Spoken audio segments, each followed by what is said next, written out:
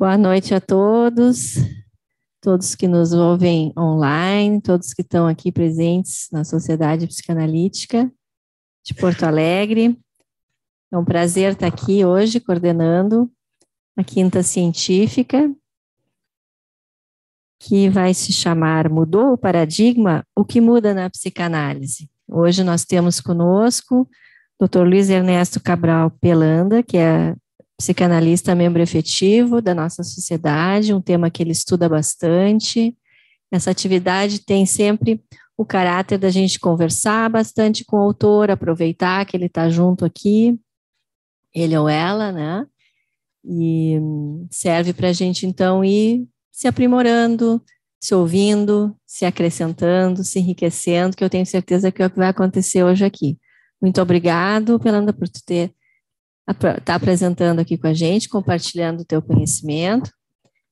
E nós vamos ter um tempo de apresentação, depois vamos ter um tempo para poder conversar. Perfeito. Tá? Deixa eu começar comentando com vocês algumas notícias. A primeira é uma notícia sobre o nosso congresso, que esse nosso congresso levanta a questão do eu com isso, que é um momento muito importante e me provocou para levantar a questão, né, se mudou o paradigma e eu com isso. Mas eu tenho umas notícias para dar para vocês e eu tirei a máscara porque nós somos aqui em número reduzido e eu estou longe de vocês. Mas a notícia boa é que a OMS decretou que acabou a urgência da pandemia, mas a notícia má é que o vírus não sabe ler e ele continua aí fazendo a autopoiese dele, que consiste em infectar a gente, né? Então, a autopoiese tem esses problemas. Vamos lá. E eu com isso? Então, o tema de hoje inclui falar de Descartes, de Freud, e de Bion, e de Mate Blanco, e de Melanie, de Maturana, de Varela, de Montzac, que é uma pessoa que representa todo aquele nosso grupo de estudos de epistemologia psicanalítica, que marcou uma época dentro dessa mudança de paradigma.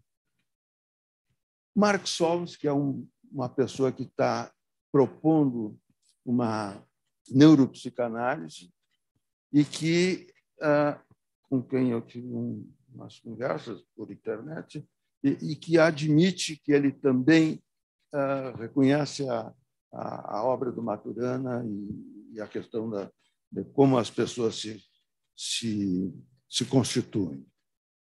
Então, tá. Se mudou o paradigma, o que mudou na psicanálise? Pensem assim, quando o paradigma era geocêntrico, quando o paradigma era assim, a Terra no meio, e a gente falava em epsíquicos e coisas, mudou o paradigma para heliocêntrico, a Terra mudou em alguma coisa?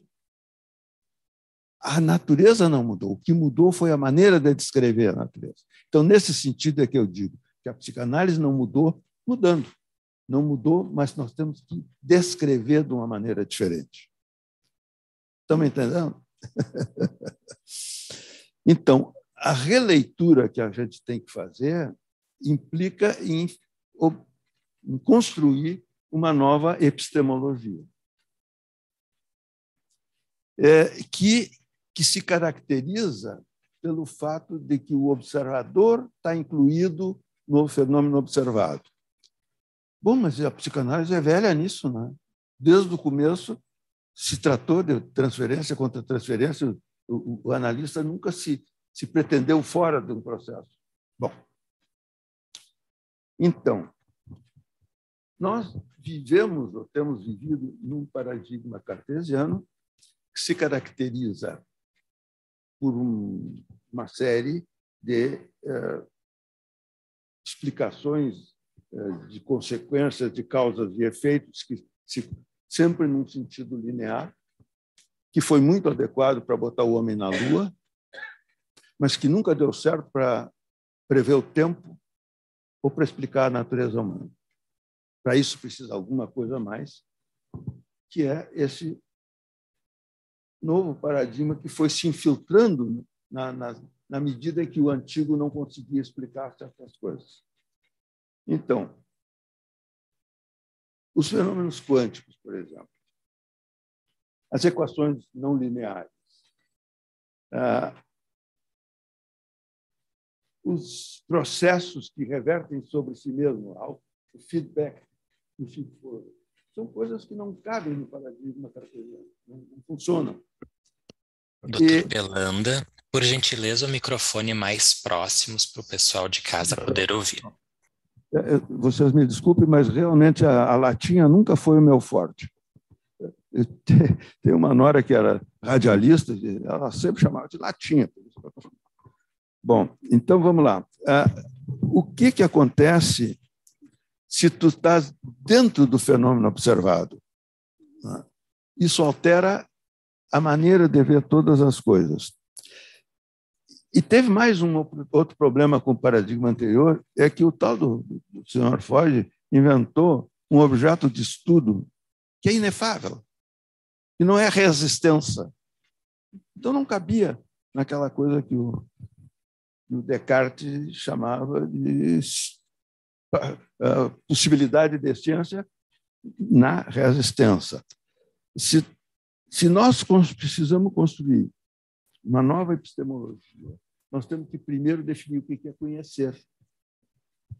Como é que você conhece? Como é que tu sabe que uma pessoa conhece? Como nós construímos a nós mesmos? Bom, aí vamos voltar um pouquinho para a gente discutir assim, como é que era antes? Antes de haver eletricidade, raio era assunto de Zeus. Né? Só depois que surgiu a teoria gravitacional foi que aposentaram o Apolo de carregar o Sol para um lado e para o outro, né? E ele podia dormir descansado. E temos aí, então, a questão de que, neste novo paradigma, a gente tem que incluir essa possibilidade da autoformação, do construir a si mesmo por uma relação com o meio. O nome que a gente dá a esse processo é autopoiese. Hoje ainda vi na internet um colega americano citando bem direitinho, todo assim, como os seres vivos contrariam a entropia, criam um desequilíbrio. Bom, o nome disso é autopoiese. E aí, fulano? Quem sabe tu usa a palavra, né? Bom, o que é autopoiese?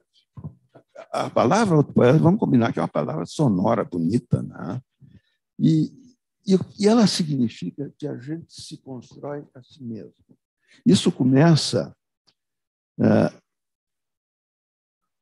nos questionando assim, o que nos torna humanos? Repara, se uma semente de laranja não dá bergamota, a gente parte do princípio que semente de gente dá gente. Não. Pior que não. Há uma equipe da Islândia. A Islândia era um país interessante porque eles conseguiram mapear todos os habitantes, que são até meio aparentados, todos eles, e estão discutindo aspectos muito peculiares da formação das redes neurais e de onde é que isso se relaciona com a capacidade da gente de ser diferente um do outro. Então, eles constataram, por exemplo, que há uma tendência genética, transmitida geneticamente, das pessoas sentirem o amargo do café ou não sentirem o amargo do café. Isso faz com que tenham preferência pelo café ou pelo chá, por exemplo. dependendo dessa carga genética. Mas o problema continua. O Descartes dizia que os animais não tinham sentimento. Eles eram como autômatos, ele não usava essa palavra. Eram como autônomos, que qualquer ruído que eles fizessem, grito, era meramente uma expressão mecânica que não continha sentimentos, que não era representante de sentimento algum. Bom, se vocês entrarem na internet, o próximo, vocês entrarem na internet, está cheio de filmezinho de cachorro ajudando a galinha a chocar os ovos, de baleia jogando bola com o marinheiro, ele joga a bola, ela vai lá buscar e traz de volta. De solidariedade, uma tartaruga que virou de cabeça para baixo, as outras se aproximaram e uma se meteu por baixo e desvirou, né? Explicitando uma solidariedade que a gente não vê. E cachorro e gato, todo dia a gente vê eles se relacionando. Então, a conclusão que eu tenho é que o Descartes não tinha cachorro. Se tivesse, não teria dito essa bobagem, né? Então, mas o problema ainda segue adiante. Alguns dizem que cachorro é gente. Eu nunca me senti suficientemente cachorro para tentar analisar nenhum. Mas há notícia de um pesquisador que se dedicou a estudar lobos e a conviver com lobos. E ele, com a condição de não trocar de roupa para não trocar de cheiro, ele era considerado um lobo entre aquela alcateia. Entre os humanos, ele se chama Shaun Ellis. Entre os lobos, eu não sei. Deve ter um nome lá, mas eu não sei qual era o nome. E aí vem uma história assim. Também, se vocês pesquisarem na internet, está cheio de história de crianças que foram criadas por animais. Meninas que foram criadas por lobos, outros foram criados por macacos. E se tem várias. Tem a história da Kamala e da Amala, que é do século passado, achada numa alcateia de lobos, criada por um pastor. Parece que o pastor andou enfeitando um pouco essa história, mas o fato é que a mais moça, que tinha menos de 2 anos, morreu em seguida. A outra durou até os 7, 8, 9 anos, mas sempre lobo. Sempre que tinha que correr, botava de 4. Então, o que eu estou querendo dizer? Estou querendo dizer é que não basta ter gene de ser humano para ser humano. Para ser humano, a gente tem que ser criado por seres humanos amorosos. Oi, perdão. Diga. Sim. Vamos de novo. Então, a diferença que faz dos seres humanos serem criados por outros seres humanos amorosos é o que nos torna, segundo Maturana, assim, humanos. A verdade é que também há crianças criadas por pessoas perversas. Todos nós tivemos pacientes que pai e mãe pouco faltava para matar as crianças. Aliás, tem um livro aqui na nossa biblioteca que se chama O Filicídio, do Arnaldo Raskowski. Ele mostrava assim como as guerras são a expressão do filicídio dos patrões, dos generais, dos pais, que mandam os filhos se matar. Aliás, estamos vendo uma agora. Bom, deixa eu falar. Então, eu sempre pergunto para meus pacientes, em que escola vocês botaram os filhos de vocês para eles aprenderem a falar? Não tem isso. Criança é uma máquina de aprender. O cérebro de criança é uma esponja que está ávida por tudo. a capacidade de observar. Se vocês prestarem atenção, o problema consiste justamente em que nós mandamos as crianças para a escola, para o jardim de infância, para não sei o quê, para equalizar, para deixar todo mundo igual, todo mundo, sabe, obediente, todo mundo sentadinho, olhando para a nuca do companheiro da frente. Aí de ti que se tu te levanta ou fala ou interrompe, mandam para a secretaria, mandam para, como é que é, para o sistema, como é que é? O SOI, mandam para o SOI. Então, esse é o nosso problema. Então, aí tem mais um outro detalhe. Então, nós não estamos tratando de cachorro, estamos tratando de seres humanos. Mas tem um detalhe que é importante. Todos os pacientes de vocês, todos, são seres humanos vivos. Vocês não tratam de nenhum morto. Todos são vivos. E, sendo vivo, tem que obedecer às leis da biologia. A gente não leva isso em conta, não é mesmo? Que leis de que biologia? Aí vem a história. Assim. Se tu pensar que Heisenberg, por exemplo, dizia que na física atômica, aliás, isso quem diz, é o Bion é que cita o Heisenberg, dizendo que se na física atômica o fato de tu observar cria um impedimento para a observação, altera a observação, em psicanálise também. O Bion concorda de que isso vale para a psicanálise, e, para mim, isso mostra como o Bion estava inserido nesse nosso novo paradigma da complexidade. Para mim, depois do Freud, é o Bion. O Freud é o pai da criança, num certo sentido, né? Junto com a física quântica, mas ele é contemporâneo. Lá no comecinho do século, estava ele lá dizendo essas coisas. Bom, em matéria de complexidade, o homem, o pai da criança, se chama Edgar Morin, que está agora com 102 anos, produzindo, acabou de escrever um livro sobre as entreguerras e o que significa ser complexo. Ele chama a atenção assim, de que a complexidade não implica em causalidade, implica em estar junto e uma coisa depender da outra, como se fosse uma teia, como se fosse uma rede. Mas o pai da criança mesmo agora é o Maturana. Esse é o pai da autopoiese. Esse cara se deu conta de um detalhe importante.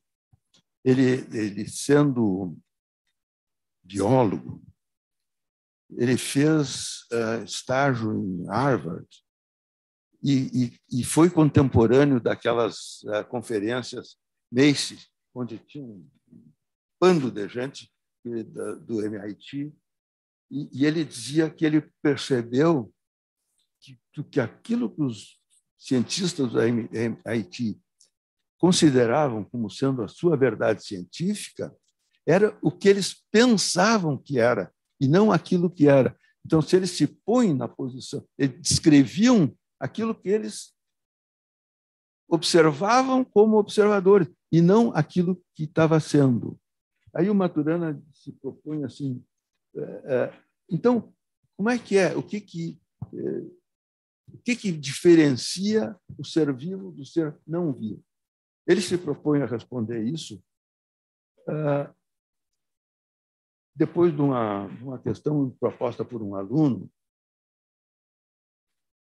que dizia: o senhor disse que há 3 bilhões de anos, houve um momento em que apareceu o ser vivo.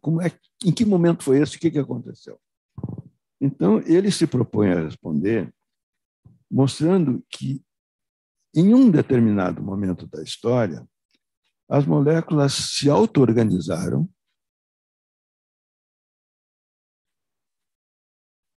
as moléculas foram se tornando mais complexas, as proteínas foram se juntando umas às outras, e em um determinado momento elas formaram uma película em torno de um conteúdo. Neste momento nasce o primeiro ser vivo, porque separa o ser vivo do meio.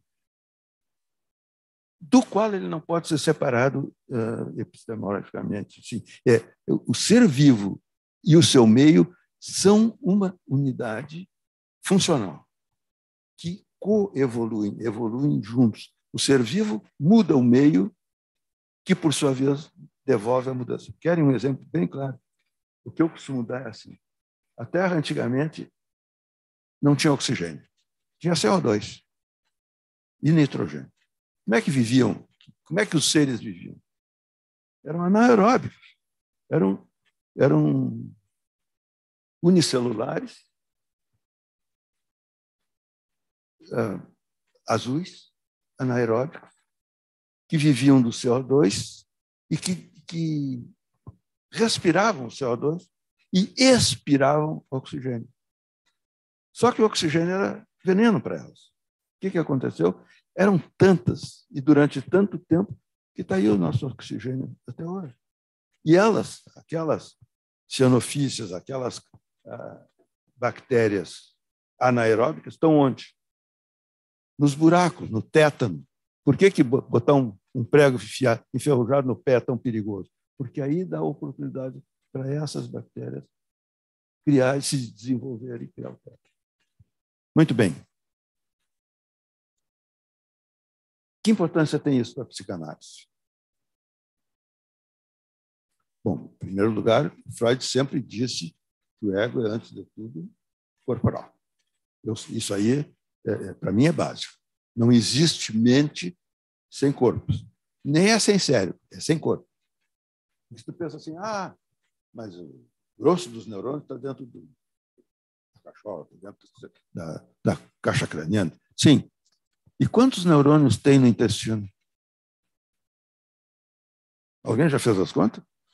Teve gente que fez. Tem quase tantos. Quantos? Na coluna, na ponta do dedo. Sabe? Se uma picada na ponta do dedo é sentida lá em cima, é porque teve um neurônio que sentiu, que fez essa transição. Então, tem neurônio em toda parte. Vamos parar de dizer que neurônio é lá. Não. Sistema nervoso central é um departamento autônomo. Nem tão autônomo. É um departamento que faz parte de um todo muito mais amplo. Hoje em dia está se questionando, inclusive, se o sistema imunológico não faz parte desse mesmo, assim, se não tem uma relação. Tem um cientista brasileiro, Vaz, qual é o primeiro nome dele? O Nelson Vaz, que está propondo uma integração. Vamos parar com essa história de que o sistema imunológico é um exército de defesa, não tem nada disso. Eles não são contra nada, eles estão juntos funcionando dentro da autopoiese de cada um. Bom.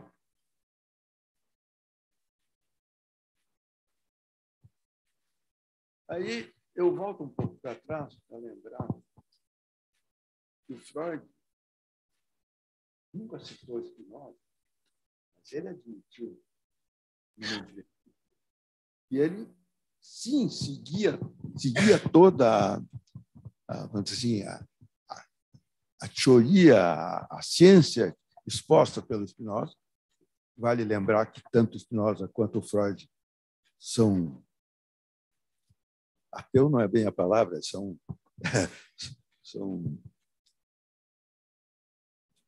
assim, eles... Oi?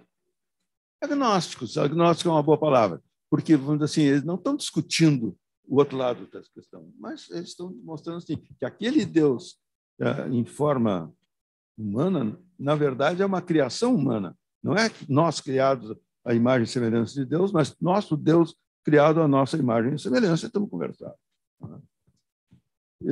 E com isso, o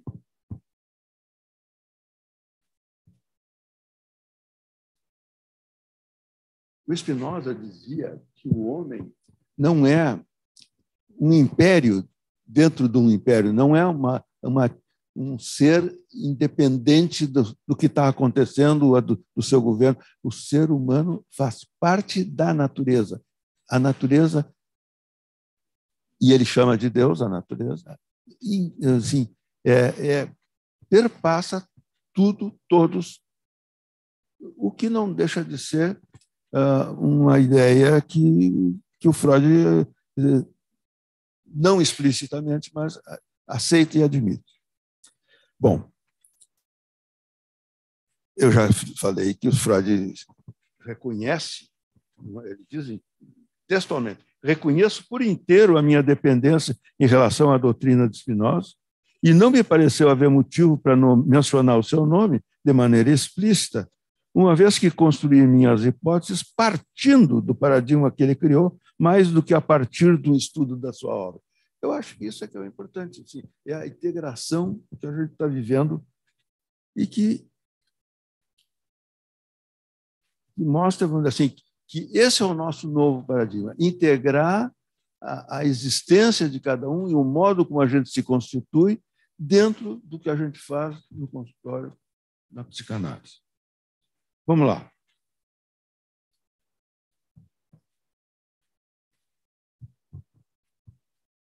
Vocês pensaram que o Strachan, em 32, 33, escreveu um artigo que é assim, o básico, o primeiro artigo que tenta discutir a natureza terapêutica da psicanálise.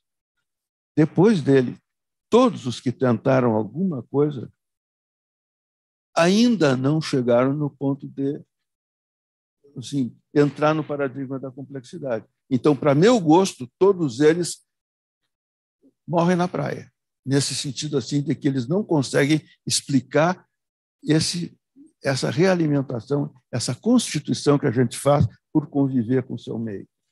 Então, numa análise, o que está acontecendo é uma autopoiese.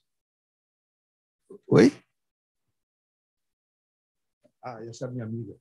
Eu tenho uma amiga que de vez em quando se mete na minha vida. Ela não entendeu o que eu disse. Não era para ela que eu estava falando.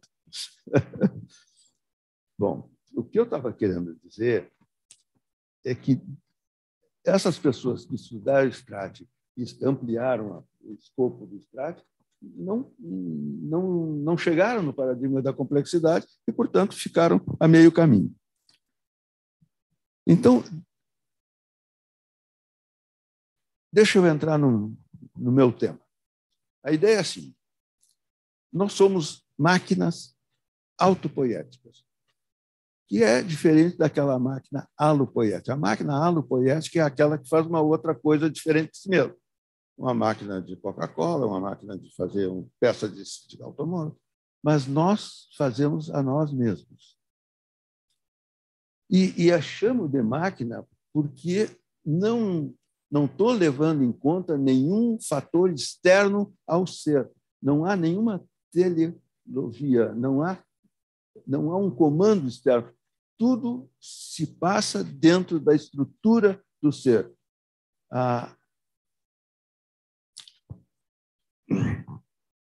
O que muda,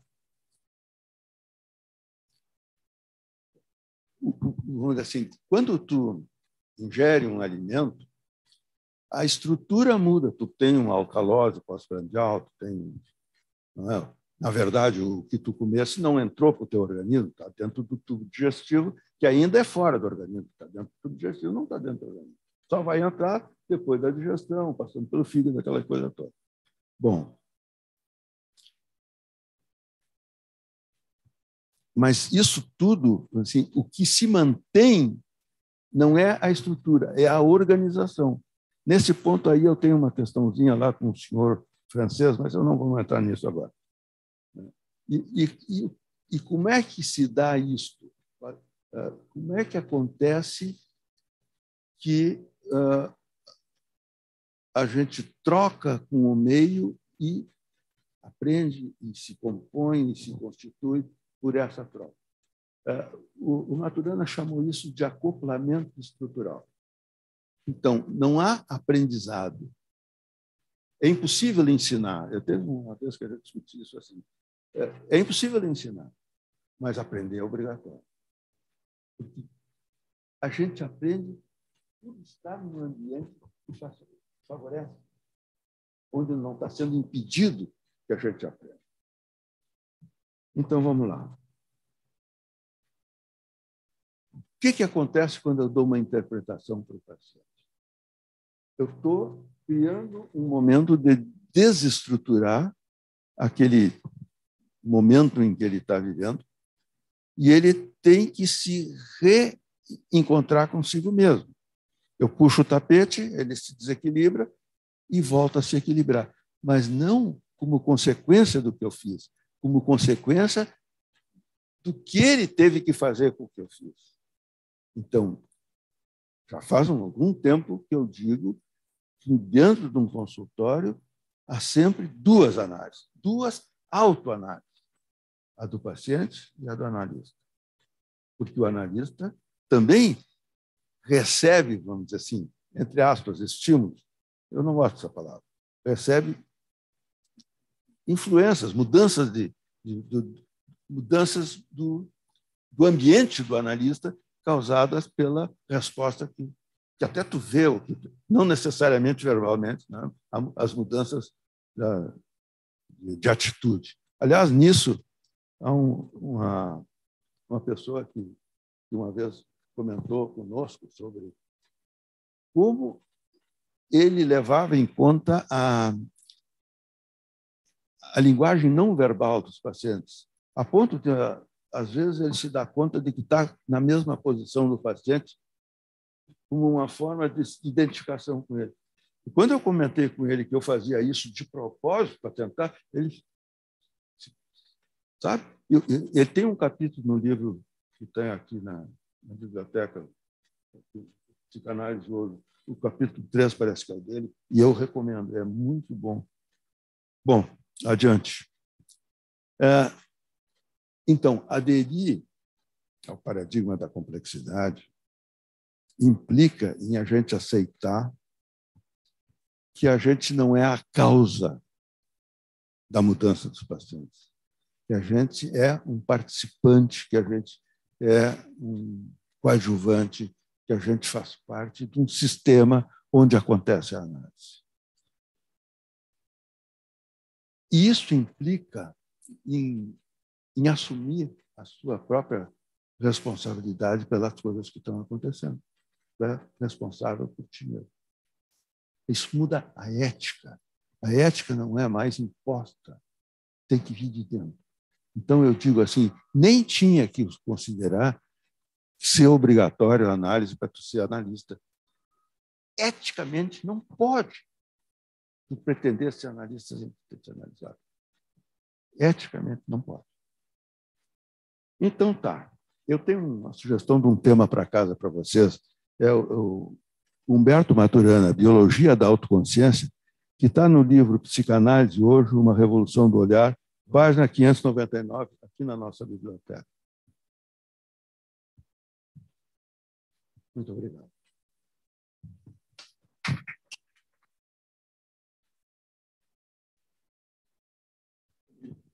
Muito obrigado, muito interessante, muito claro e muito leve a maneira de abordar. Foi muito bom de ouvir. Tenho certeza que vamos ter muitas perguntas e várias questões. Quem quiser pode levantar a mão, quem está aqui, e lá em casa, quem está em casa ou no seu consultório, não sei onde estiver, clica na mãozinha e o Grayson vai me passando aqui e a gente vai alternando as questões. Deixa eu ver se tem alguém inscrito aqui. Obrigada. Cris, pode começar. Bom, obrigada, Pelanda, né? Como a Kátia disse, muito claro o teu texto, nos instiga muito, né, a pensar, enfim, sobre tudo que tu propões, e tu finalizas colocando a questão da complexidade como a responsabilização por si mesmo, né? E dentro de tudo que tu colocasse, eu fiquei pensando o quanto é a responsabilização por si mesmo e pelo outro.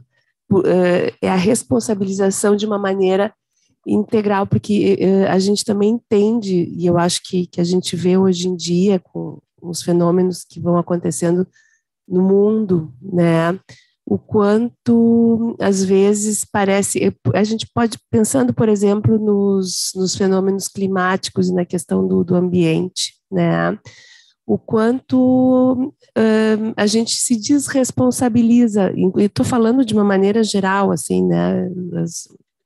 Eu com isso, exato. Eu acho que sim, começasse com eu com isso, eu acho que essa é a ideia, assim. Então, a importância de tudo que tu está trazendo na autorresponsabilização, mas da gente também tomar consciência de que tudo que está acontecendo no mundo é responsabilidade nossa, do ser humano.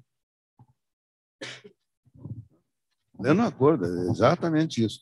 E quando eu digo que a ética tem que vir de dentro, evidentemente que essa ética implica no amor ao próximo, né? Eu também sou responsável pelo mal que eu causo para os outros. Inclusive a questão do... não, isso aí vai demorar muito. Demorar muito nada. Daqui a 20 anos, Tapes vai virar Porto de Mar. E aí? Já pensaram nisso? Que altura tem a restinga ali? No ponto mais alto, se tiver 2 metros, é muito. No ponto mais baixo, não tem nenhum. Então, o mar sobe meio metro lá, acabou a restinga. Então, eu acho... de novo, a questão de que tipo de criança nós estamos criando? Que tipo de filho nós estamos criando? Se eu sou um pai e eu com isso, está na cara que meu filho também vai. Né? Se eu sou um pai, primeiro eu, como é que era aquela história da lei do Gerson? Quem é que se lembra? Levantava a vantagem. Se eu sou partidário da lei do Gerson, meu filho vai ser. O Maturana diz que seres humanos se diferenciaram ao longo do tempo em pequenos grupos amorosos. Em pequenos grupos, dificilmente a gente não é amoroso, né? Agora, quando é o eu e o outro, aí começa a distanciamento e começa... Tanto que houve uma época em que se tentou fazer uma maneira assim dos soldados se conhecerem uns aos outros para ver no fronte. Houve uma época na Primeira Guerra Mundial que, inclusive, pararam a guerra para comemorar o Natal, confraternizaram, no outro dia estavam lá se dando tiro igual. Então, o problema é que isso não é uma questão de momento, tem que ser uma instituição pessoal. Está de acordo? Completamente, obrigada. Grayson, por gentileza, a doutora Viviane Mondrac.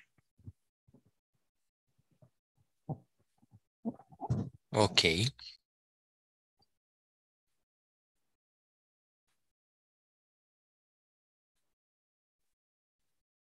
Aproveitar para dizer para vocês que nós temos aproximadamente 100 pessoas entre aqui em casa te ouvindo.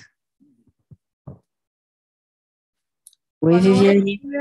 Fala aí, deixa eu olhar para lá. Boa noite, Kátia. Boa noite, Pelanda. Boa noite para o pessoal que eu não estou vendo aí também. Bom, eu queria começar por fazer um registro da importância que o Pelanda teve introduzindo todas essas ideias, principalmente do Maturana, isso há mais de 10, 12, 13 anos atrás. Então, isso teve um impacto muito grande quando ele fala, ele cita o nosso grupo de estudos, é porque isso teve um impacto muito grande desde aquela época na forma da gente tentando absorver a complexidade.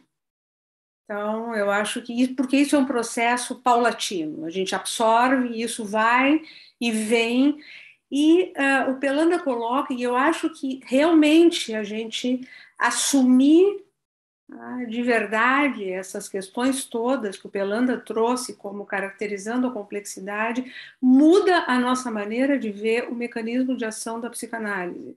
Eu acho que muda, eu acho que nos coloca numa posição diferente, e nos coloca muito sumariamente, como o Pelanda colocou, nessa posição de que o que a gente faz é introduzir de alguma forma um desequilíbrio, um ruído no sistema que vai se organizar o psiquismo do paciente de acordo com as condições imprevisíveis de cada um. Eu acho que isso coloca toda uma outra humildade na nossa forma de trabalhar e uma outra posição para nós.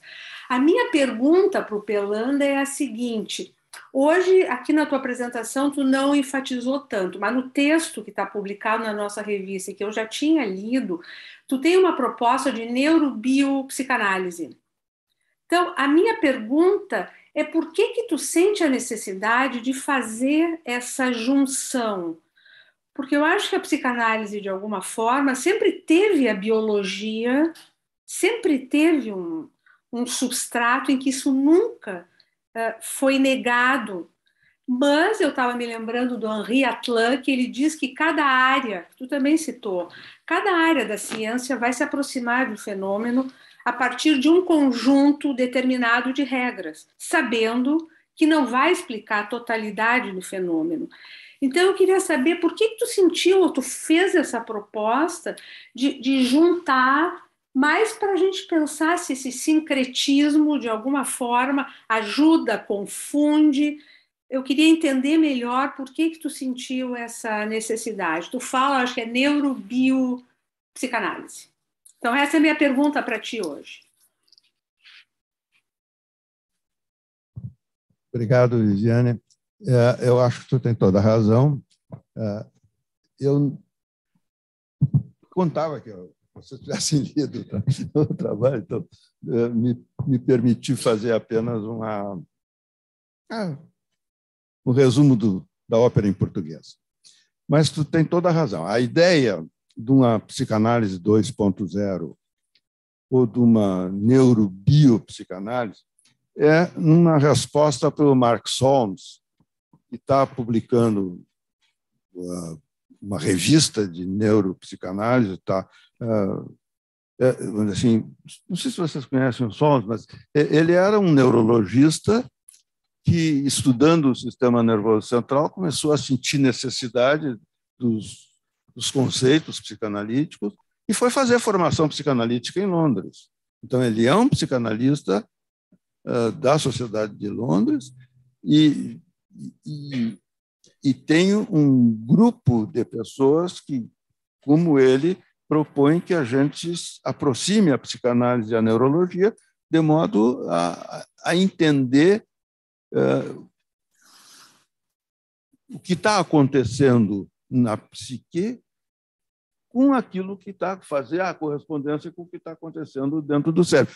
Claro que hoje em dia, com sistemas de scanner não invasivos, isso está assim, mais perto, mas ainda tem muito que a gente conseguir entender. Estamos discutindo agora, nesse momento, por exemplo, se o fato de ter consciência implica em que tu está diferente. Não sei bem, não sei dizer direito como é que é, mas assim, só ter consciência não quer dizer que tu tem autonomia, ou que isso significa, sei lá, os caras estão na frente.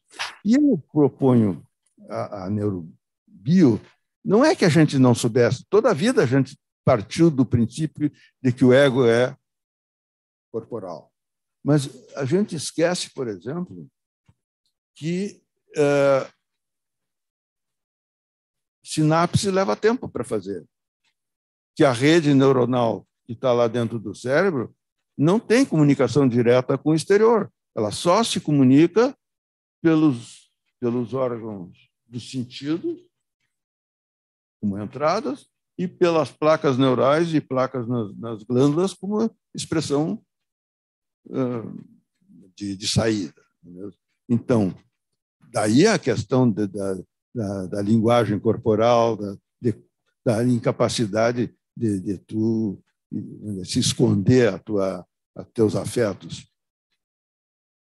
salvo o jogador de pôquer. Né? Mas depois, quando a gente esteve num congresso em Rovereto, na Itália, nós nos encontramos com uma exposição de lançamento de um trabalho de um italiano sobre os neurônios espelho. E ele demonstrando de que nós temos no tronco cerebral neurônios que disparam quando vem um semelhante tendo uma atitude. Um macaquinho que vê o outro quebrando aprende a quebrar por ver. Como é que... Então, eu levanto uma hipótese assim, de que a psicanálise é uma espécie de guilda, né? A gente aprende a fazer psicanálise psicanalizando a si e a uma outra pessoa com um controle, com um mestre que vai nos orientando. Eu acho que incluir o bio é só por uma questão assim de dizer que eu aceito a autopoiese como modo de funcionamento do ser vivo.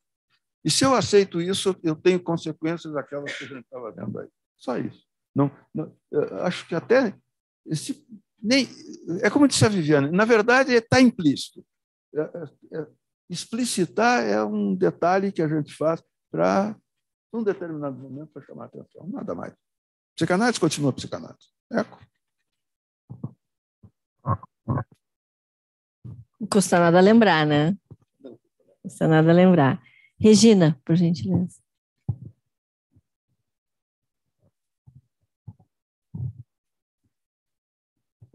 Obrigada. Pelanda, obrigada pela tua conferência. Tomando aquela fala tua de que, bom, o que um diz não é o mesmo que o outro recebe, certo? O que um diz pode perturbar o outro, que é um termo do Maturana, né? A perturbação. Mas o que o outro vai fazer com o que um diz? Mas, então, eu penso na relação analítica e em termos de técnica, o que muda para ti, assim, na tua visão? Olha, para mim não muda nada. Do ponto de vista da técnica, muda assim, a minha onipotência de que com a minha interpretação mutativa eu muto ele, não mudo ninguém, mutativa nada, né?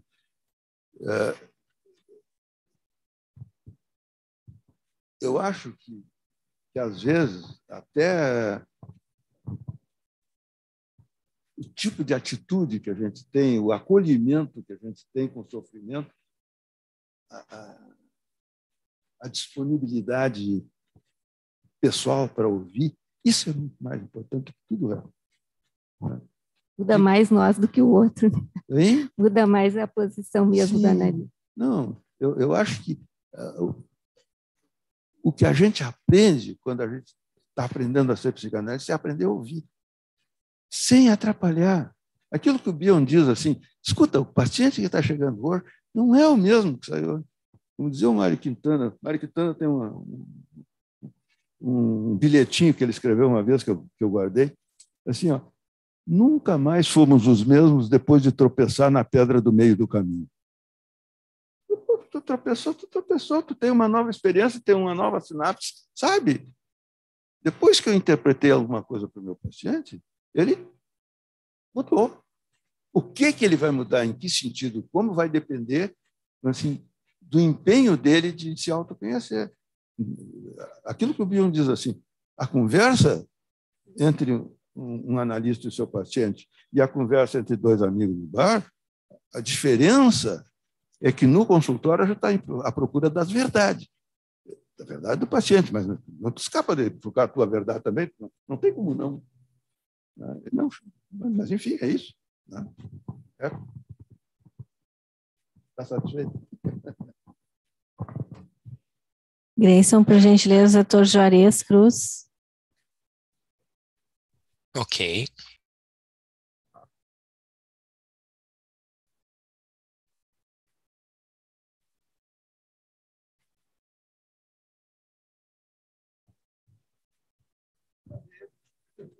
Chegando.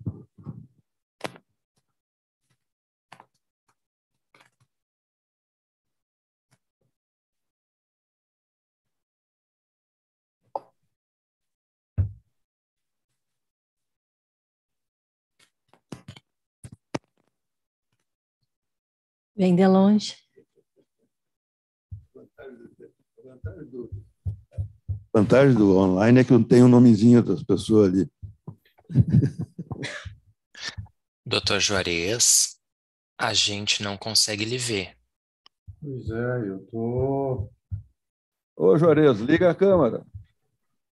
Bom, eu estou clicando na câmerazinha, mas não aparece, não é, Grace? Lhe ouvimos muito bem, apenas não lhe vemos.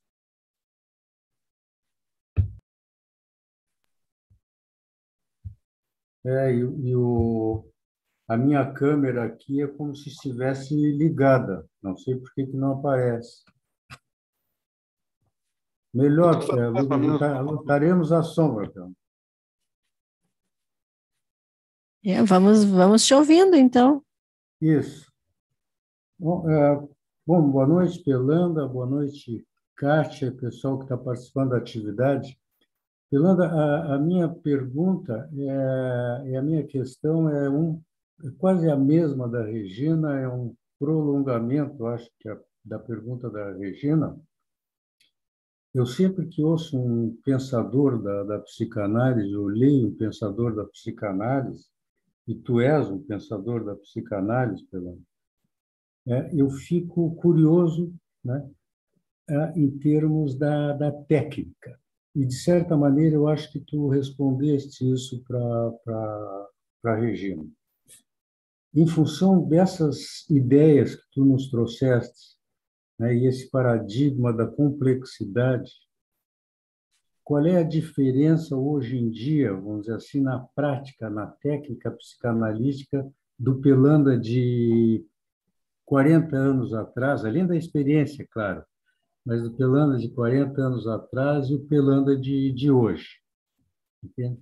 E, assim, tendo introjetado dentro de ti, todos introjetados esses conceitos do paradigma da complexidade. Por exemplo, o paciente te contando um sonho, a tua postura com relação a o que ele está te contando e como tu abordas, é essa a minha curiosidade.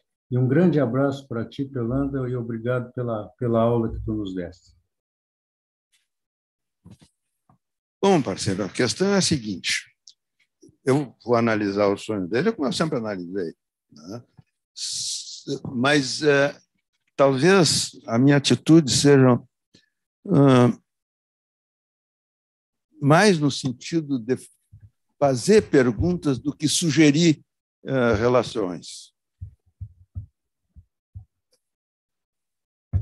Se nesta altura dos acontecimentos eu estou sonhando com a minha casa no tempo que eu era criança, eu imagino que eu estou elaborando algumas coisas que ficaram para trás. A minha autoanálise continua. Chega num momento que a gente começa a querer escrever as suas memórias. O próximo trabalho que aqui está no prelo aí já tem um pouco disso. A ideia é assim, são aqueles fantasmas que a gente tem e que tem que entender por que eles continuam lá. Quer dizer, aquela história de que o passado só interessa enquanto ainda é presente. Aquele passado que ficou para trás, que a gente não lembra mais, passou, acabou. Né? Agora, se tem um sonho que tem que ver com aquilo, então vamos ver. Mas quem sabe o que é o paciente. Quem tem que achar é ele. Não sou eu que vou achar por ele. Não sei se eu consigo te responder bem, mas a ideia é que, como é que tu analisa? Como é que se faz? Pergunta. Como é que o meu analista fazia? Não era muito diferente disso. Às vezes ele dava uns palpites furados, mas tudo bem, mas fazia parte da época. Era assim. A gente tinha disso, mas... Lembra muito, né, Pelanda, aquela ideia do Meltzer. O Meltzer não gostava do termo interpretação do sonho, né? Ele gostava muito mais da Fala ideia... mais perto do microfone tu também.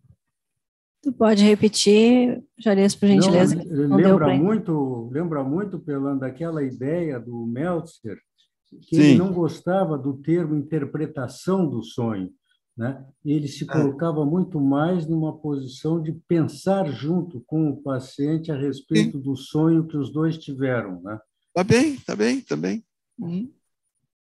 Parece bem. Não discordo, não. Obrigado, Pelanda. Valeu. Eu tenho uma pergunta também aqui. Queria te perguntar assim, ó. Eu entendi que se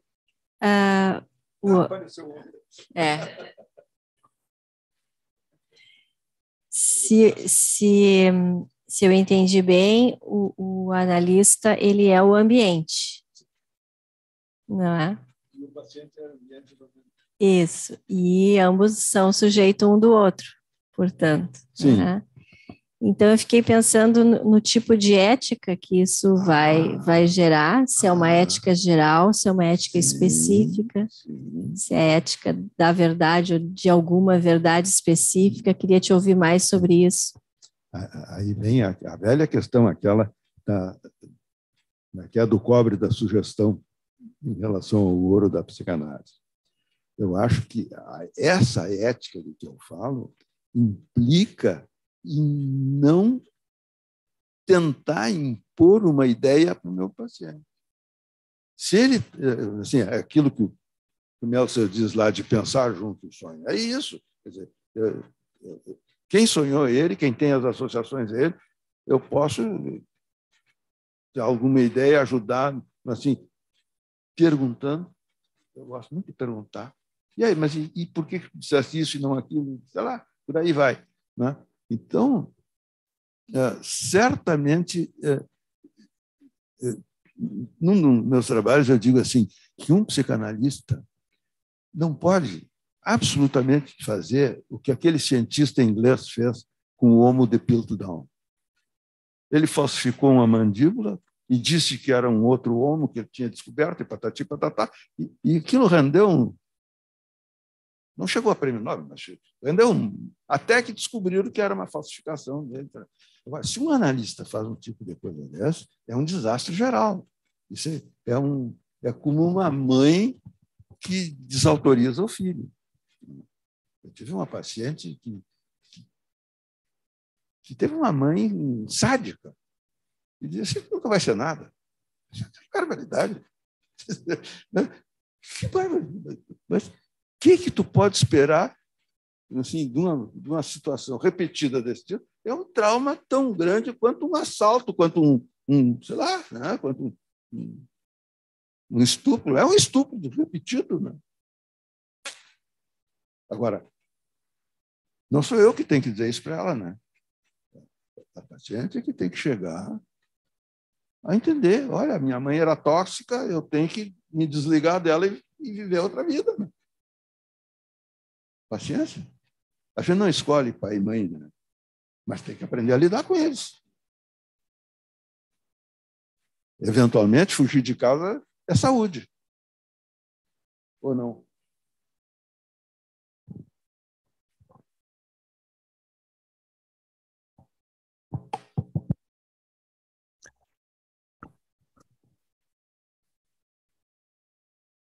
Doutora Kátia, não lhe ouvimos.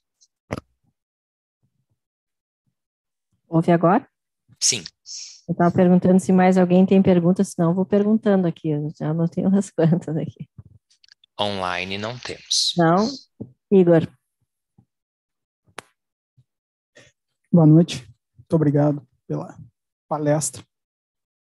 Achei muito interessante, achei algo em aberto, né? A psicanálise aberta à filosofia e, para mim, novos pensamentos. Assim. Eu não sei se seria possível articular o que o senhor falou hoje com a teoria... Desculpa, Pelanda, então. Eu não sei se tu poderias articular o que foi falado hoje com a teoria pulsional do Freud. Porque Ferenczi primeiro... Não, mas a última teoria pulsional, né, que precede o ego e o id, né, pulsão de vida e pulsão de morte, eu desconheço se o Ferenczi desenvolveu isso antes do Freud. De qualquer maneira, é muito bem-vindo qualquer conhecimento a mais nesse sentido. Eu não sei se eu tenho bem uma pergunta, mas uma reflexão que se puder ser acompanhada aí assim, esse primeiro organismo vivo, Sim. ele me parece que ele é formado, né, sob a égide do equilíbrio das pulsões. A pulsão de vida agrupa as células, a pulsão de morte estabelece um limite, uma separação com o ambiente. Sim. Sim, a ideia é assim, de que o ser vivo mantém a sua organização. A teoria da autopoiese, na verdade, começou pensando na célula. À medida que as pessoas foram se inteirando disso, é que foi se estendendo, inclusive, para a sociologia. Né? Sim, dá para pensar no impulso vital, né? No elan vital. Mas a questão é a seguinte: a célula tem instinto de vida e instinto de morte. O que é a apoptose? Né? Se a célula vê que a estrutura dela não está funcionando mais, não está conseguindo fazer a sua autopoiese, ela se autodestrói. Eu acho que aí tem um caminho. Vamos falar, por exemplo, assim, eutanásia. Eutanásia, ortotanásia e autotanásia. Não é suicídio. Suicídio, assim, não depende. Mas há um momento em que tu não quer mais viver. O que faz um mestre zen, um mestre budista ali? O Rinpoche. O Rinpoche veio aí, fundou o centro budista. Lá pelas tantas, ele chegou à conclusão de que tinha terminado a função dele, se pôs em cima de um estrado na posição de lótus e tirou o time de campo. Um yogi consegue controlar o batimento cardíaco, consegue parar de bater. Essa turma que eu mencionei lá da Islândia é que estão tentando entender como é que eles conseguem isso. Assim, tu consegue controlar uma rede neural se tem algum feedback da rede para ti. Então, o yogi consegue perceber que o coração está mudando a frequência. Mente e corpo é uma coisa só.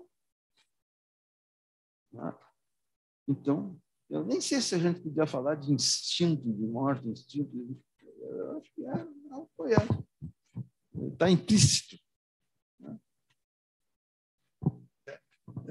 Você responde? Obrigado. Jair? Então, Jair.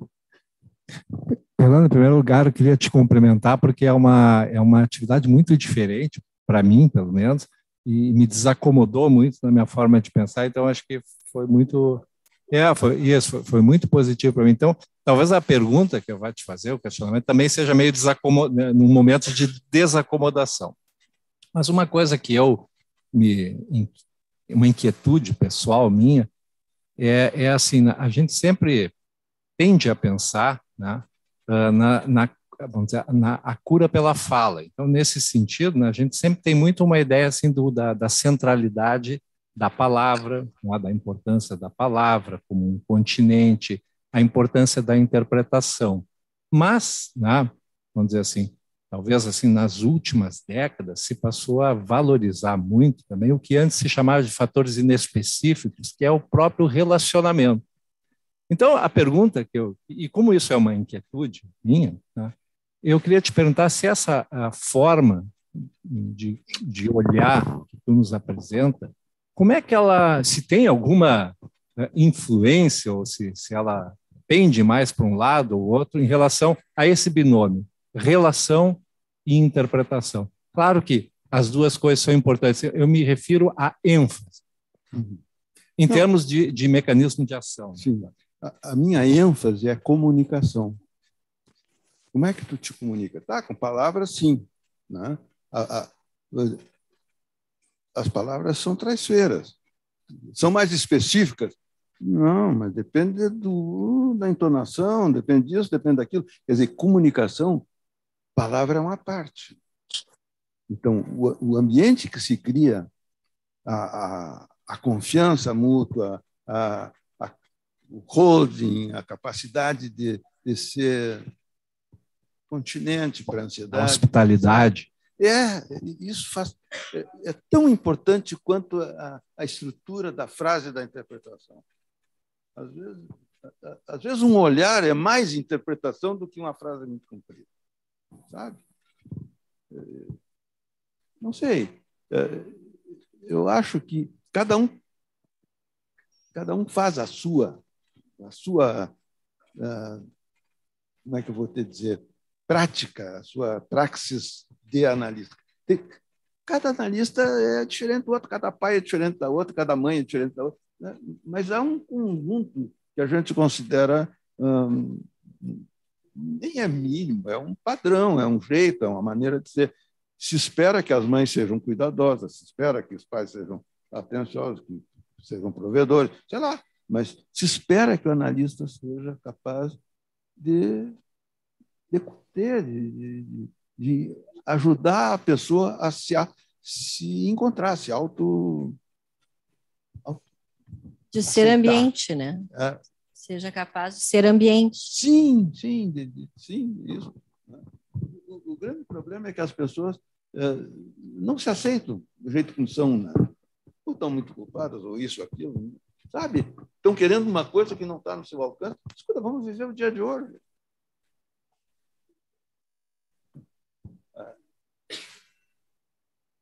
Como é que é? A morte é certa, né? Mas isso para mim nem vai acontecer.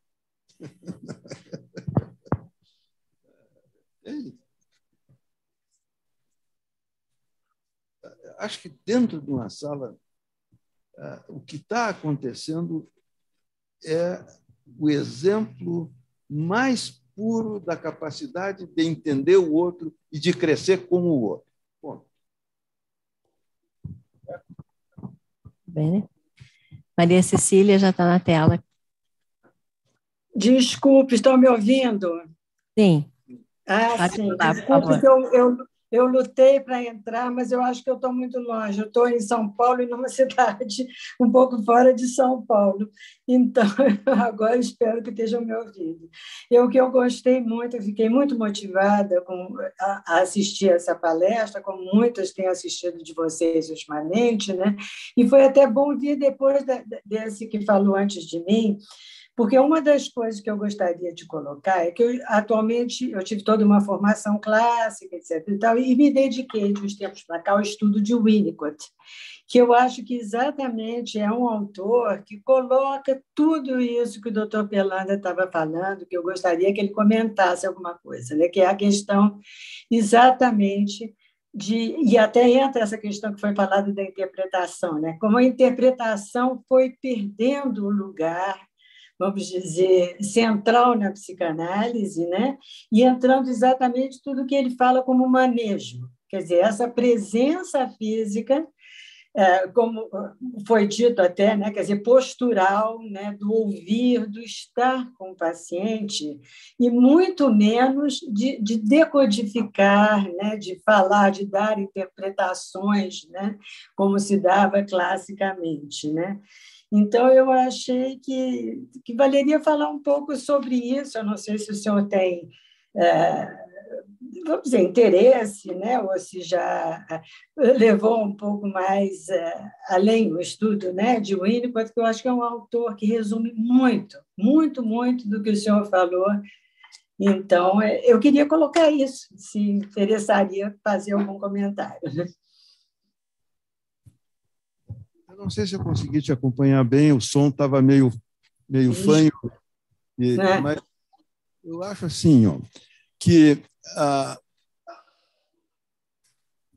a convivência dentro de uma sala vale para os dois. Né? Quando o paciente sente que o seu analista também é mobilizado por aquilo que ele está dizendo, isso tem um efeito. Né? Aquele tipo de analista, como é que era? Cacique, pele vermelha, o urso sentado. Oráculo. Era terrível. Eu me lembro assim, o Snello chegou dos Estados Unidos com uma técnica de grupo. Então, juntava 6, 7 pessoas num grupo e ele ficava quieto. Não dizia por que estavam ali, não dizia nada, e deixava a sala enlouquecer. Enlouqueciam, sabe? Realmente. Bom, depois a gente foi mudando essas coisas. Eu não admito entrar num grupo sem dizer, olha, o que eu estou aqui, por que eu estou fazendo, como é que é? Né? O que nós vamos fazer aqui? Essa ansiedade vai surgir depois, não precisa ser ali, não precisa ser assim, dessa forma que eu sinto até como agressivo. Né? Deixar o cara pendurado lá sem saber o que está acontecendo. Não acho isso legal. Bom, não sei se eu te respondi. Eu acho que foi boa a contribuição, porque eu acho que é exatamente isso. Quer dizer, todo o tempo que eu estava pensando era essa questão do manejo, uma questão justamente de estar junto com o paciente. E de ser muito mais importante. Está ruim o som, né? Está muito ruim o som? Sim, certamente. Sim, certamente. Acho que esse paralelo é bem válido. Estamos juntos. Aliás, a empreitada é dos dois, né? Uhum. Pronto, acabou. Estamos assim. Obrigada. Maria Cecília. E desculpe aí o tumulto, mas é que Deus. Não, é um prazer ouvi-la. Obrigado pela presença. Conseguimos ouvir bem. Ok, obrigada. Eu queria fazer mais uma pergunta, então. Posso aproveitar hoje? É uma que talvez seja duas, mas aí tu vê se estou pensando de acordo com o que tu está querendo colocar. Uma vez que a pessoa o analista é ambiente, e que a gente trabalha no paradigma da complexidade, em que vão haver erros, ponto pacífico, vão haver erros, né? Não temos como acertar sempre. Esta teoria talvez não considere como erros, assim, percurso, né? Mas, de qualquer maneira, a gente se afeta uns aos outros. Tu mencionaste o Spinoza, né? Eu me lembrei da teoria dos afetos, de que nos afetamos, os afetos tristes, os alegres, né?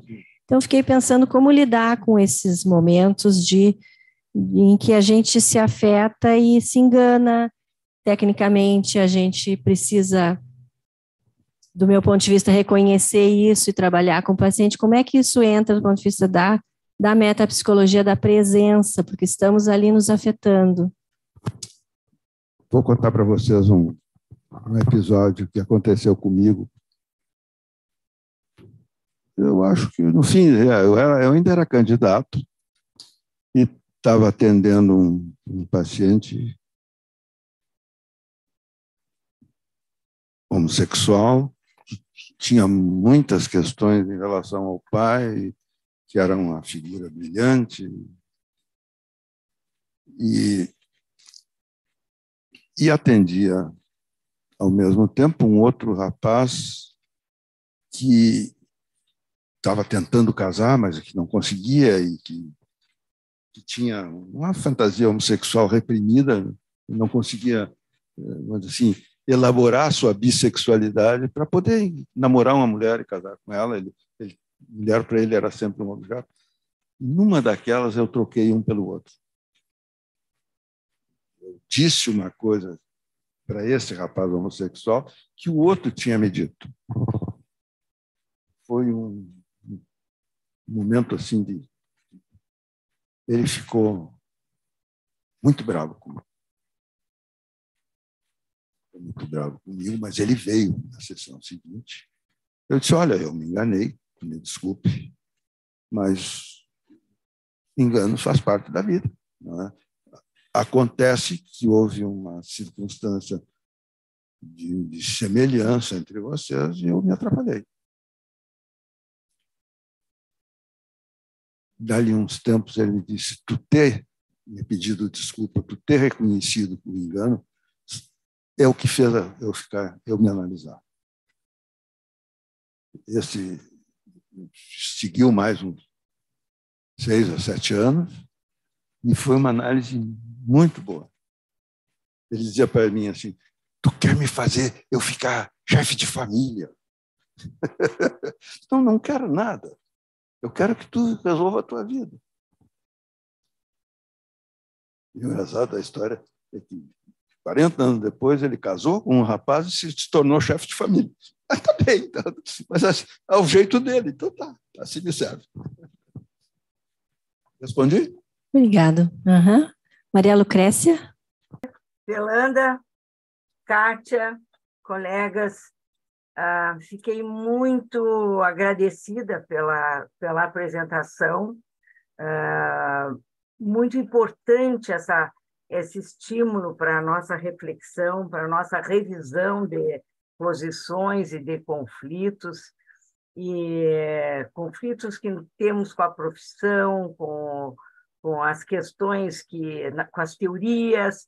Acho muito importante, Pelanda, e quero te agradecer em primeiro lugar.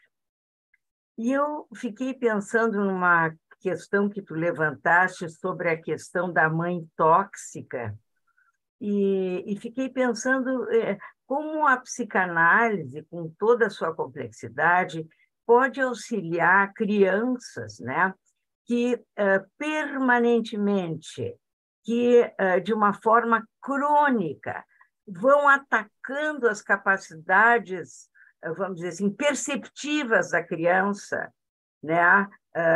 Isso é muito comum e muito frequente nas crianças abusadas, nas crianças maltratadas, nas crianças assediadas, as jovens, adolescentes assediadas. Então, realmente, eu plenamente de acordo com a gente tem que tentar ajudar o paciente a se separar dessa toxicidade, dessa mãe tóxica, né? Mas eu fico pensando que como isso adquire marcas neurobiológicas, que adquirem, vamos dizer assim, características aditivas e repetitivas, tá? E elas se impregnam dessa forma, a gente sabe que biologicamente isso acontece, elas ficam mais vulneráveis, mais predispostas. Como a psicanálise, né? Qual seria a abrangência da possibilidade da psicanálise ajudar essas pessoas? Porque recentemente eu tenho acompanhado muitos casos, mas um caso de uma pessoa adulta que aquilo parece que reverbera de tal forma que a interpretação da realidade ainda continua sob a égide dessa toxicidade. Como é que eu gostaria muito de te ouvir realmente, porque eu vejo que tu tens um pensamento aberto, quem sabe, né? Como é que tu pensas isso, Pelanda? Posso te responder que eu não sei? Na verdade, o que acontece... É uma aflição que eu tenho sobre isso. Uhum. O que acontece com uma criança que tem mãe, pai tóxicos, ambiente tóxico, é a mesma coisa que aquelas crianças que foram criadas por lobo, né? São péssimos lobos, eles não têm estrutura para ser lobo, né? Criança que é criada desse jeito não cria a estrutura mental para ser uma criança normal, para ser um adolescente normal, para ser um adulto normal. Sim. Me lembro de uma pessoa que tinha uma falha básica, assim. Tinha uma mãe que não é que fosse propriamente que maltratasse, dava aquelas surrazinhas de vez em quando, mas o problema é que trabalhava muito, era muito pobre, então não tinha tempo para olhar para o filho. Ele não se lembra da mãe olhando para ele, não se lembra de abraçar a mãe, se sentia constrangido de abraçar a mãe. Não, esse aí é um defeito que vai com ele a vida toda. Ele dizia assim, olha, nós estamos casados até que a morte nos separe, eu não saio daqui nunca. O dia que eu me aposentei foi um desastre, mas a gente tratou das coisas. Foi um pouco assim como o Homem dos Lobos, eu avisei com uma certa antecedência, né? Então, a gente teve tempo de trabalhar a separação, mas ele, em seguida, achou um outro e se grudou no outro. E vai ser assim, né? A gente tem que admitir que tem limites. Tem certas coisas que a gente não vai poder mudar. É uma estrutura que está fixada. É lobo, pronto. Sabe? Não é humano, né? Obrigado. Não é totalmente, muito obrigada, Yolanda. Então, realmente é importante isso de nós podermos, talvez, né, reconhecer que a gente é mais limitado do que pressupunha há 30 anos atrás. Muito mais. Obrigada, Lucrécia. Eu vou chamar agora, por favor, mais uma pessoa, Luiz Antônio Teles de Miranda, depois nós vamos ter que encerrar.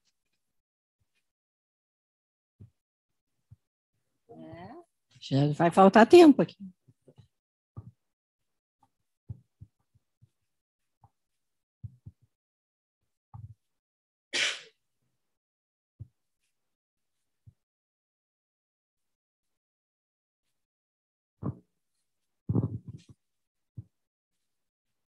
Boa noite, só tem que abrir o seu microfone, por favor. Estou abrindo. Ô, Yolanda, eu queria que você me ajudasse. Está me ouvindo ou não? Está ouvindo? Estamos ouvindo. Ótimo. Ô, Yolanda, eu queria que você me ajudasse a desfazer um nó que você deu na minha cabeça. Porque quando você fala que o Freud diz que o ego é corporal, eu tenho uma compreensão que ele diz que o ego é uma abstração eminentemente corporal. E no projeto ele fala, né, que a finalidade primordial do psiquismo é a descarga. Primordial. Secundariamente, vira uma comunicação e alguém experiente ao atender o desamparado torna-o dependente e ético. Mas eu estou falando isso para perguntar a você o seguinte. Nisso, ele introduz duas energias. A primeira ele chama de pulsão, que ele define como uma demanda de trabalho ao psiquismo, que visa uma constância. Chama de descarga interna, depois de angústia primária, quando ele forma a metapsicologia, ou angústia do nascimento. Ficam, então, duas energias. E aí, rapaz, eu estava pensando no seguinte, porque o retorno ao corpo, para Freud, é uma regressão máxima. Máxima quando chega ao suicídio. E, quando torna-se não chegando ao suicídio, ficam as autoimunes e as psicossomáticas. Então, eu queria que você me esclarecesse isso. A segunda pergunta que eu te faço, quando você fala do macaquinho que vê o outro batendo e quebrando coisas, o Freud mostra isso muito bem no narcisismo secundário, quando ele diz das escolhas homossexuais de objeto. Que ele é como se o eu dissesse, ele é igual a mim. Não é a homossexualidade como uma regressão e uma defesa da não resolução do complexo de Édipo. Então, essa é uma outra pergunta que eu faço para você.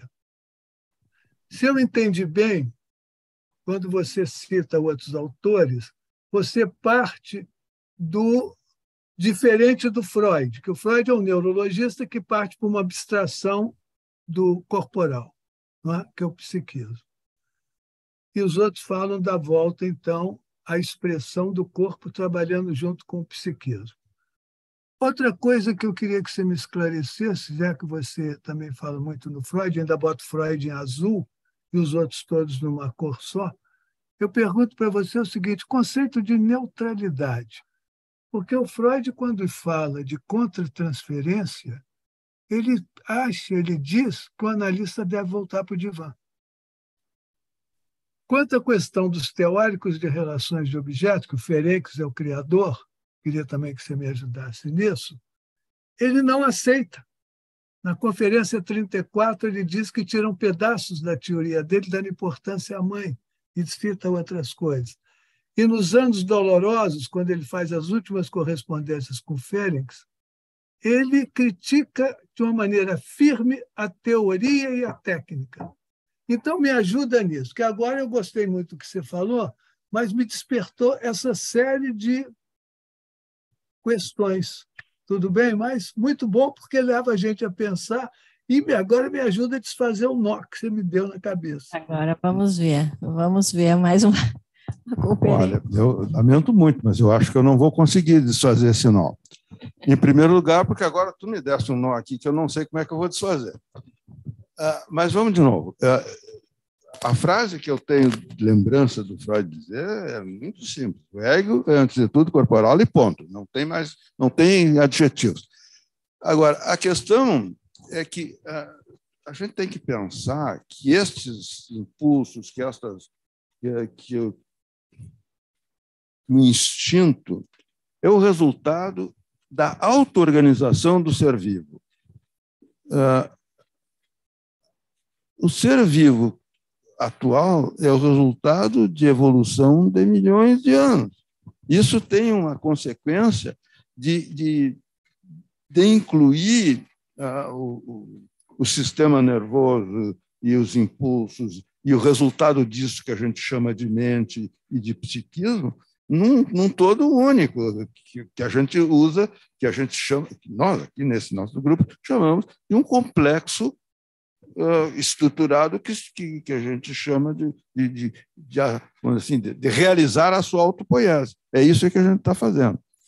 Agora, eu lembro que o projeto, que tanta gente circulou em torno dele, tem agora um camarada que está muito interessante, que é o Mark Solms, que está revendo o projeto 120 anos depois, com outros meios de capacidade de pesquisa, e está muito interessante.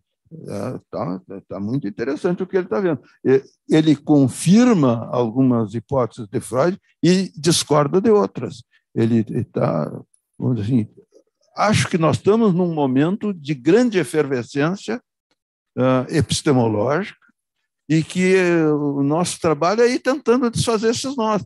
Eu gostaria muito assim de poder conversar contigo num dia no café para a gente poder discutir isso, porque aqui fica muito difícil, né? Isso precisa uma presença mais próxima para resolver isso. E mais umas 2 horas, mais ou menos. São certo, questões parceiro? Tão importantes.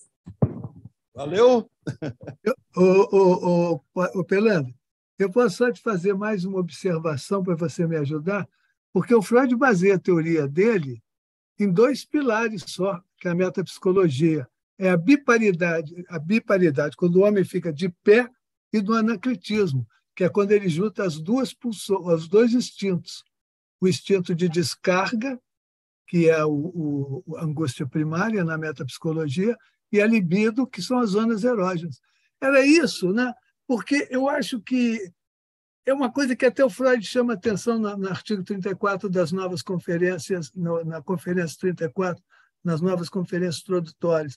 Ele fala, gente, as pessoas estão se afastando da psicanálise quando tiram pedaços dela. Então, realmente, seria ótimo se a gente conversasse no café. Primeiro, você é muito agradável e a Sociedade de Porto Alegre, eu gosto muito dela. Mas muito obrigado, foi um prazer enorme. Obrigado, eu. Muito obrigado pela pergunta e pelas contribuições. Eu vou pedir para o Grayson colocar na tela a nossa próxima atividade. Enquanto isso, eu quero agradecer muito a Pelanda por ter trazido todas essas questões, por ter nos ajudado a pensar, por ter nos lembrado que para criar um ser humano, a gente precisa ter outro humano amoroso. Foi uma coisa que não deu tempo de falar, porque não deu tempo de falar muita coisa, mas é isso que nos torna humanos, né? O afeto e o vínculo, né? Então, sem essa parte, não dá. Então, muito obrigado a todos que fizeram perguntas, a todos que vieram aqui, está todo mundo atento, os olhos grudados e brilhantes aqui, a todos que estão em casa. Eu vou agora, então, convidar para a nossa próxima atividade, que vai ser na próxima atividade aberta, que vai ser na próxima sexta-feira, dia 26 de maio, das 13h30 às 15 horas, da 1h30 às 3 da tarde, pela plataforma Zoom. Nós vamos conversar com o Dr. Giuseppe Civitarese, que é um psicanalista italiano, né? Pesquisador, escritor, que trabalha com muitas questões importantes, inclusive a metapsicologia, a epistemologia, trabalha com os modelos pós-bionianos, né, com o campo analítico, entre várias coisas, né, então ele vai estar conversando conosco, e o trabalho que ele vai discutir conosco chama-se Experiências em Grupos, a chave para compreender o Bion, o último Bion, né, então nós vamos conversar como a gente é, ao mesmo tempo, grupo e indivíduo, entre várias coisas, uma atividade que vai estar muito interessante, estão todos convidados. Foi um prazer estar aqui, sempre aprendendo. Obrigado e até a próxima.